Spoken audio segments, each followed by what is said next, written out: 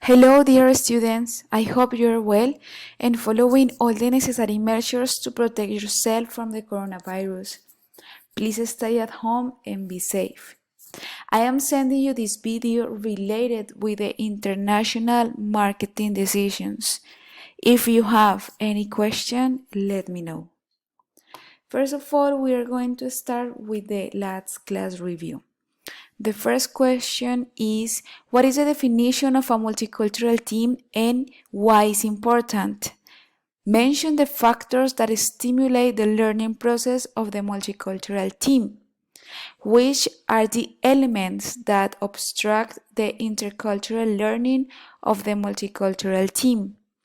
Mention the tips for getting the most diverse team developed by Cycling School of Business and the School of Management at Northwestern University.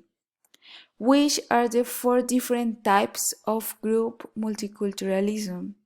Which are the main challenges for multicultural teams? And the last question is, which are the 5 stages of a multicultural team effectiveness? Okay, so as I said before, the topic of our class today is international marketing decisions.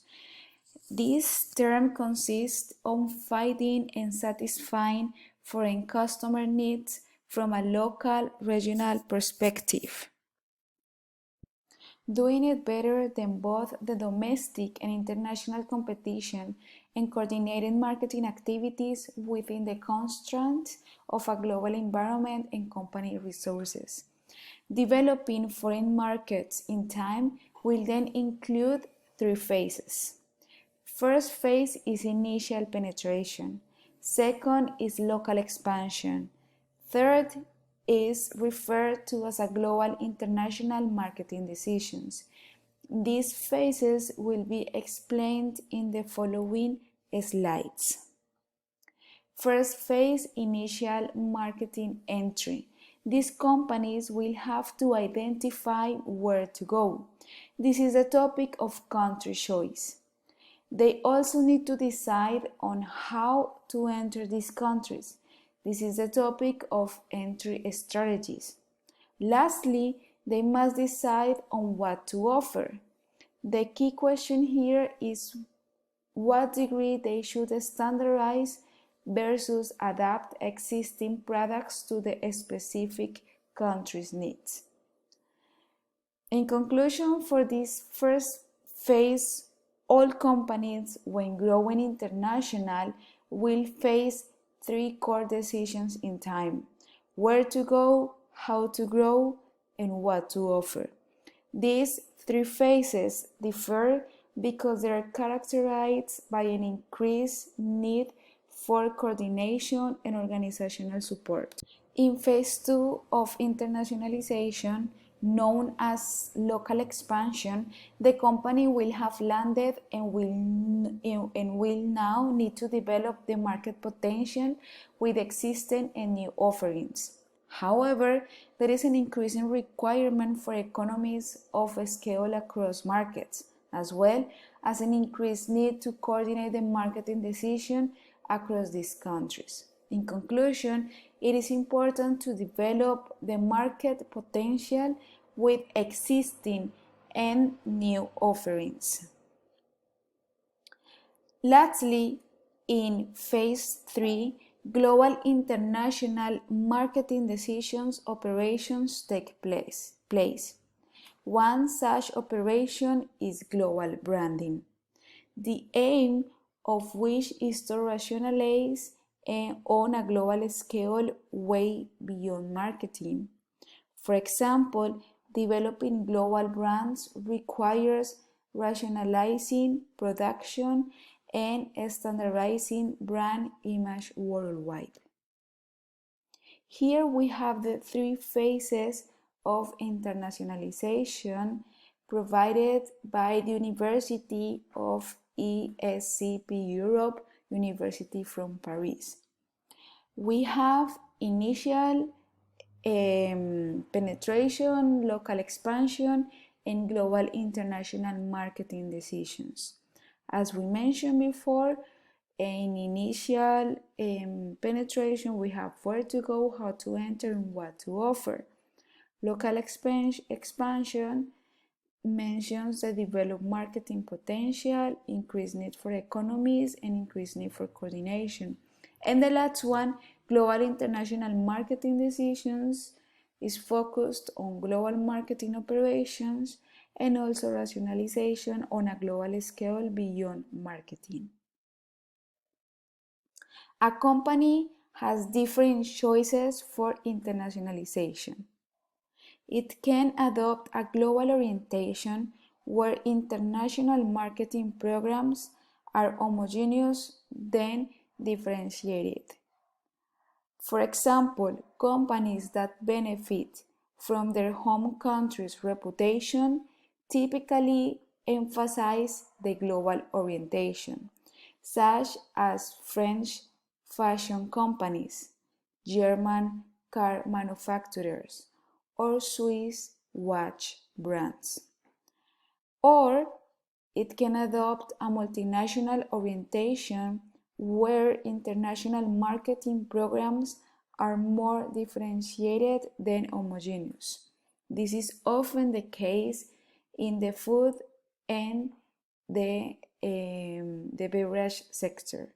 Finally, a company can also mix both approaches and become something that we call a global orientation. For example, McDonald's fast food chain standardizes the concept but highly adapts its menu to country specific environments. The menu of McDonald's adapts to the local customers and also depending of the country has different menus. Here we have the international marketing decision, the four different stages that are related with the international marketing decisions are price, product, promotion, and place. We will explain them in the following slides. Product. Companies will often be forced to adapt products to fit with local conditions. The adaptation can be legal, natural, cultural, or economic. Companies therefore need a step-by-step decision-making process which will optimize any compromises between the standards, sometimes global and local. The attributes of the product are physical attributes such as functional features or packaging, symbolic attributes such as brand name or country of origins, so where the product comes from, and the last one is service attributes comprising delivering or financing conditions. The main idea is then to decipher each attribute separately, whether it must be adapted or standardized. The first attribute of the product is physical attribute. Physical attributes are related with functional features or packaging. Some of them must be standardized to comply with the law, such as sanitary regulation for food or beverage products, or environmental regulation for cars. Some others require cultural adaptation linked to enforcing social habits. For example, every product or service based on language, entertainment, publishing, education, and so on will obviously need to be adapted. Also, natural adaptation are compulsory both for body-related aspects, for example, shoe and garment sizes, cosmetics and environment-related aspects, for example, climate conditions that affect packaging for pharmaceuticals. Lastly, economic conditions like purchasing power can impact on the degree of sophistication of physical attributes. Another aspect of physical attributes is the international product design. This means designing physical attributes from the very outset that will match as many local conditions as possible.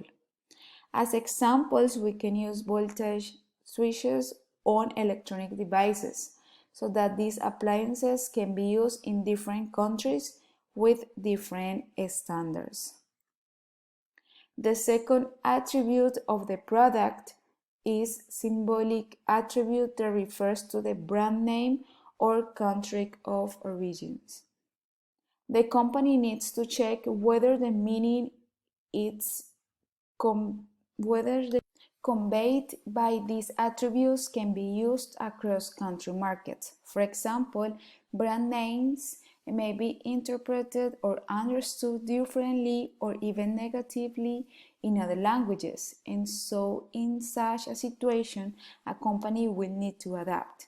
For example, the name of Canadian furniture store Estacaro means it's expensive or it's not fair price in the Portuguese language, which is certainly not the intended message. Or in Poland, where there was a candy named Fart Bar, which doesn't mean what it means in English, it's just a lucky bar. Symbolic attributes can also contain meaning of colors or figures which are very diverse. For example, in America, candy wrapped in blue or green is probably a mint. In Africa, in contrast, the same candy will more likely be wrapped in red, a color of cinnamon. Symbolic attributes, country of origins, where the product comes from. Here we have an example of made in France that is used for many luxury products. Made in Germany is often used in the engineering or car industries, and made in Switzerland is often connected to watches or the banking sector. For this reason, depending on the country, we can have an idea of the product's quality. The third attribute of the product is the service attribute. It is mainly focused on delivery or financing conditions. Service delivery conditions can differ significantly across country markets. Good examples here are the hotel sector or hospitals. Importantly, service expectation can vary dramatically in different country markets. In the United States, for instance, service has to be much faster in a restaurant compared to many European countries, and even more in the Middle East. In addition, the style of interaction between service staff and the customer is different, and that it's more informal in Scandinavia and more formal in Japan. And finally, even the content of the service provided is often heavily adapted. For example, did you know that the use of apps is almost entirely country specific? Only very few apps are used worldwide, such as Facebook or WhatsApp, and even these require linguistic adaptation. Based on our observation developed so far, we will say that there is no single product with 100% of standardization across all three product attributes dimension, and so there are no 100% global products. With example of Coca-Cola, the product ingredients vary, whereby in some countries the drink is sweeter than in other countries. The brand name and the graphic design are standardized in many countries. But the delivery conditions also could be different. For example, vending machines in Japan act as an